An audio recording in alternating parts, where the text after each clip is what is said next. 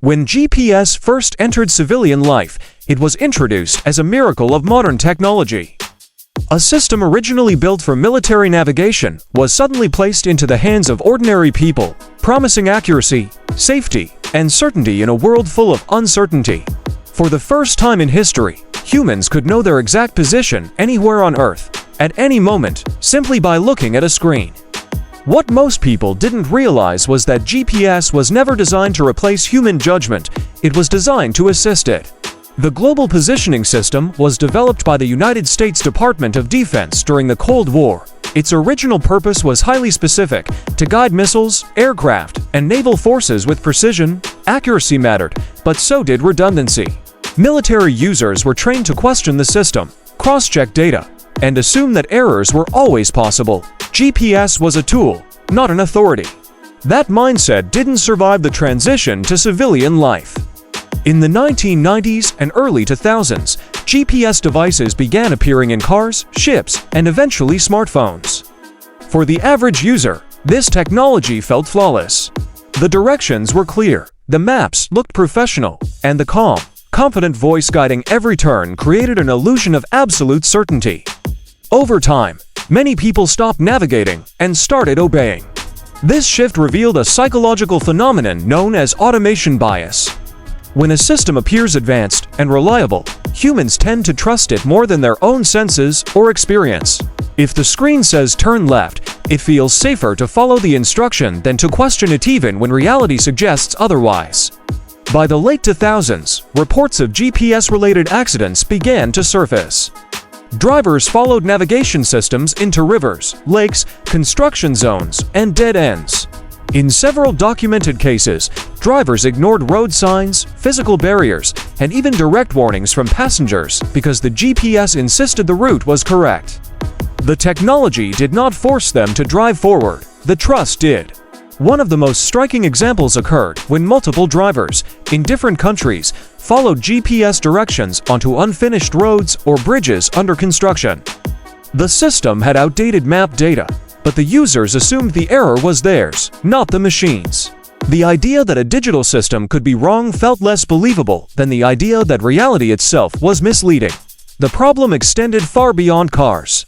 Maritime navigation was once considered immune to such failures because professional sailors were trained to rely on charts, stars, and situational awareness. However, as GPS became standard equipment on ships, a similar pattern emerged.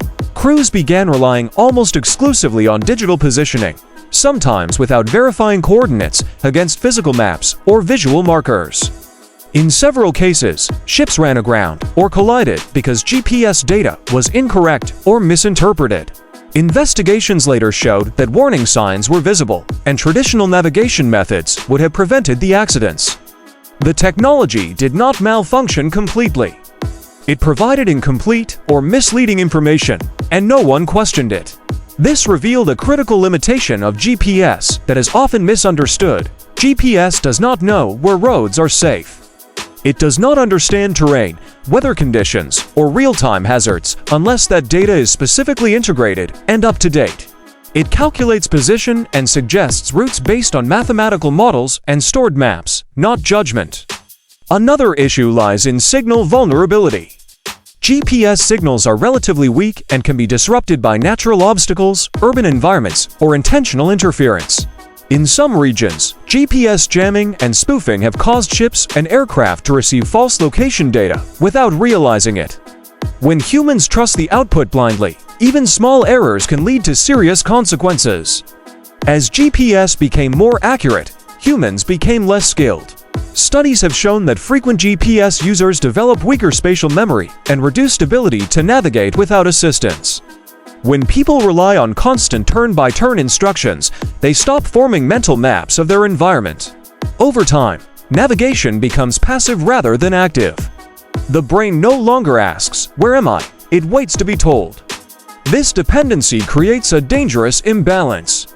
When the system works, it feels invisible. When it fails, users often lack the skills needed to recover. By the 2010s, GPS had become deeply embedded in daily life. It guided delivery drivers, emergency services, hikers, and travelers in unfamiliar regions. In most cases, it worked remarkably well. But the rare failures revealed something important. The technology was never the weak point. Human overconfidence was. GPS did not promise perfection, marketing did. The calm voice, the smooth interface, and the constant success created a narrative that accuracy was guaranteed. In reality, GPS is probabilistic. It provides estimates, not certainty.